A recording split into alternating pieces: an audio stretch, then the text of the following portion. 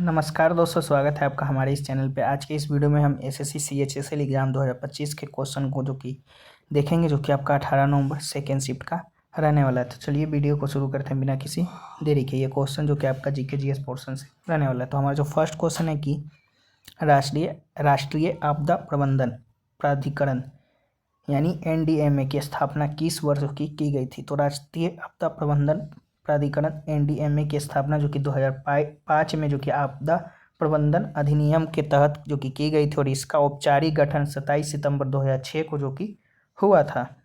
चलिए next question की ओर बढ़ते हैं। नेक्स्ट आपका, भारतीय संविधान में निम्न में से कौन सा प्रावधान ऑस्ट्रेलिया से जो कि लिया गया है। तो भारतीय संविधान में ऑस्ट्रेलिया से जो कि समवर्ती सूची, संसद के दोनों सदनों की संयुक्त बैठक और व्यापार, वाणिज्य और समागम की स्वतंत्रता जैसे प्रावधान जो कि लिए गए हैं। जो भी ऑप्शन में होगा आपका राइट आंसर हो जाएगा। चलिए नेक्स्ट क्वेश्चन की ओर बढ़ते हैं। नेक्स्ट है आपका, नौटंकी नृत्य किस क्षेत्र या राज्य का प्रमुख पारंपरिक नाटकीय लोक नृत्य है। तो नौटंकी मुख्य रूप से जो कि उत्तर प्रदेश का एक पारंपरिक नाटकीय लोक नृत्य है, लेकिन यह पूरे उत्तर भारत में व्यापक रूप से प्रचलित है, जिसमें राजस्थान, हरियाणा और मध्य प्रदेश जैसे राज्य भी जो कि शामिल है। यह एक लोक ओपेरा शैली है जिसमें संगीत, नृत्य, हास्य और कहानी का मिश्रण जो कि होता है।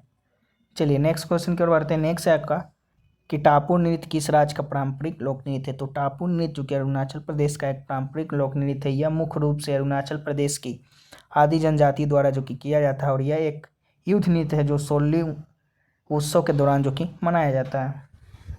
चलिए नेक्स्ट क्वेश्चन की ओर बढ़ते हैं। नेक्स्ट आपका, इजराइल में भारत के वर्तमान राजदूत यानी इंडियन एम्बेसडर टू इजराइल कौन हैं।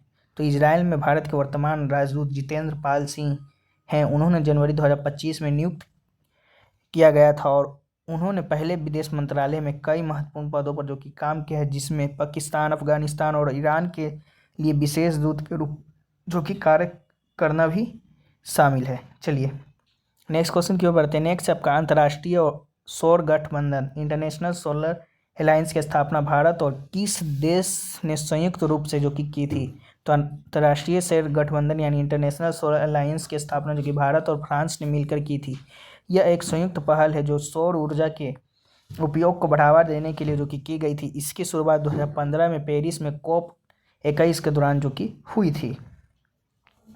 चलिए नेक्स्ट क्वेश्चन की ओर बढ़ते हैं। नेक्स्ट आपका, मोहम्मद गोरी को तराइन में प्रथम युद्ध यानी 1191 ईस्वी में किसने पराजित किया था। तो पृथ्वीराज चौहान ने तराइन के प्रथम युद्ध 1991 ईस्वी में मोहम्मद गोरी को जो कि हराया था। यह युद्ध राजपूत सेना और गुरिद सेना के बीच जो कि लड़ा गया था, जिसमें पृथ्वीराज चौहान के नेतृत्व वाली राजपूतों ने मोहम्मद गोरी की सेना को निर्णायक रूप से जो कि पराजित किया था।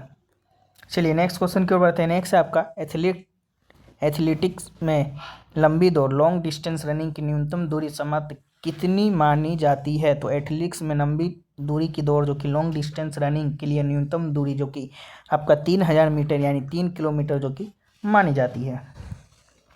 चलिए नेक्स्ट क्वेश्चन की ओर बढ़ते हैं। नेक्स्ट आपका, प्रधानमंत्री कौशल विकास योजना PMKVY की शुरुआत वर्ष 2015 में हुई थी। वर्ष 2025 तक इस योजना के कितने वर्ष जो कि पूर्ण हो चुके हैं। तो वर्ष 2015 में शुरू हुई प्रधानमंत्री की कौशल विकास योजना को वर्ष 2025 तक 10 साल जो कि पूरे हो जाएंगे। ये योजना भारत सरकार द्वारा जो युवाओं को कौशल प्रशिक्षण प्रदान करने और उन्हें रोजगार योग्य बनाने के लिए शुरू की गई थी, और 15 जुलाई 2025 को जो कि इसने अपना 1 दशक जो कि पूरा किया।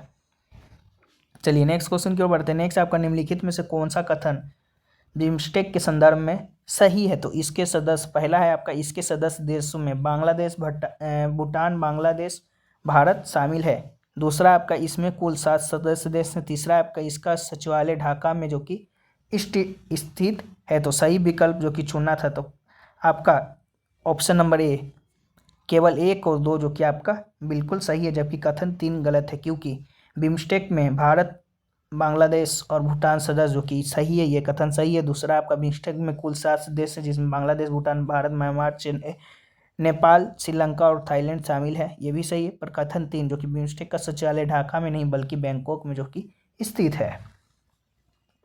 चलिए नेक्स्ट क्वेश्चन की ओर बढ़ते हैं। नेक्स्ट आपका, काजीरंगा राष्ट्रीय उद्यान में नवीनतम दर्ज बाघों की कुल संख्या लगभग कितनी है। तो नवीनतम उपलब्ध रिपोर्ट स्टेटस ऑफ टाइगर्स इन काजीरंगा 2024 के अनुसार काजीरंगा राष्ट्रीय उद्यान में दर्ज बाघों की कुल संख्या जो कि लगभग 148 जो कि है। चलिए नेक्स्ट क्वेश्चन की ओर बढ़ते हैं। नेक्स्ट आपका भारत के पहले आईपीएस अधिकारी कौन थे? तो भारत के प्रथम आईपीएस अधिकारी जो कि सीवी नरसिम्हन थे, जिन्होंने स्वतंत्रता के बाद 1948 में भारतीय पुलिस सेवा तब इंपीरियल पुलिस में शामिल हुए थे। भारत की पहली महिला आईपीएस अधिकारी जो कि किरण बेदी हैं, जिन्होंने 1972 में यह सेवा ज्वाइन की थी। महिला आईपीएस अधिकारी किरण बेदी भारत की पहली महिला आईपीएस अधिकारी जो कि हैं, उन्होंने 1972 में यह पद संभाला था। चलिए नेक्स्ट क्वेश्चन की ओर बढ़ते हैं। नेक्स्ट आपका माउंट एवरेस्ट पर चढ़ने वाली भारत की पहली महिला कौन थी? तो माउंट एवरेस्ट पर चढ़ने वाली पहली भारतीय महिला बछेंद्री पाल जो कि थी, जिन्होंने 1984 में यह उपलब्धि हासिल की थी। उन्होंने 23 मई 1984 को एवरेस्ट की चोटी पर सफलतापूर्वक चढ़ाई की। इस महत्वपूर्ण सफलता के बाद उन्हें 2019 में भारत सरकार द्वारा पद्म भूषण से जो कि सम्मानित किया गया था।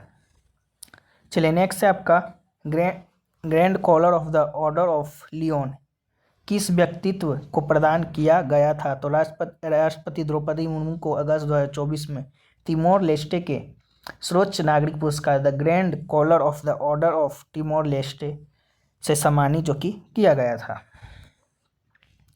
तो दोस्तों ये रहा क्वेश्चन जो कि आपका आज के सेकेंड शिफ्ट में जीके जीएस के हमें अभी तक मिले हैं। बाकी और भी क्वेश्चन जैसे जैसे मिलते हैं तो हम उन्हें पीडीएफ में शामिल करके इसका जो है ऑल क्वेश्चन लगभग सभी क्वेश्चन मिल जाते हैं, तो सभी क्वेश्चन का पीडीएफ जो कि आपको टेलीग्राम चैनल पे मिल जाएगा और लिंक डिस्क्रिप्शन बॉक्स में होगा, तो वहाँ से आप लोग ज्वाइन होकर पीडीएफ पढ़ सकते हैं सभी दिन का सभी शिफ्टों का। तो चलिए फिर मिलते हैं नेक्स्ट किसी और वीडियो में, तब तक के लिए जय हिंद जय भारत।